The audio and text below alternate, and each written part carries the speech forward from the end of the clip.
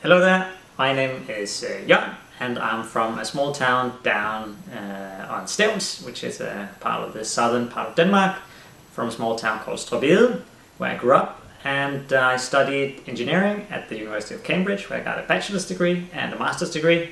And after wrapping up Cambridge, I spent 2.5 years at Yale doing sort of graduate studies as a Paul Mellon fellow, but that's a different part of the story.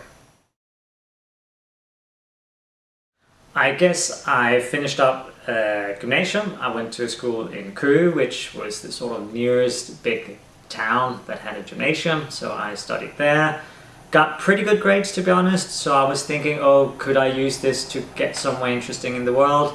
And I went online and looked for good, fun, inspiring universities. There were a lot of them in the US. I, as many other people, thought this is quite far away, and I thought it looks extremely expensive. So then I started to look at European universities, and Cambridge looked fun. They speak English, seemed to take some really smart people over there. So I gave that a shot. So I think that was why I went abroad. I just was curious to see what was out there. Big question. I think overall it was a very good experience. I think it was also difficult. There were lots of tricky bits about going to the UK. First of all, it was really fun. I learned so much, and it opened up a lot of doors that have taken me good places later on. I think it was really tricky when it came to the maths. I think people in Denmark who think they're good at maths, whenever they go to universities abroad, I think would get quite sort of, it's quite a big hit to realize how good people are at maths abroad. And we just, our education in Denmark is not super rigorous.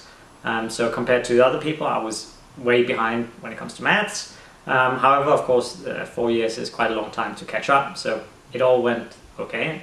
So it was a lot of hard work, and it was a lot of fun. So I think one thing that is worth thinking about is that at least in the UK and the US, the universities are much more a world of their own. Many more things are happening at universities. There are talks, there are clubs, there are sports teams, everything happens there. Social life happens at university and not with your friends from around town.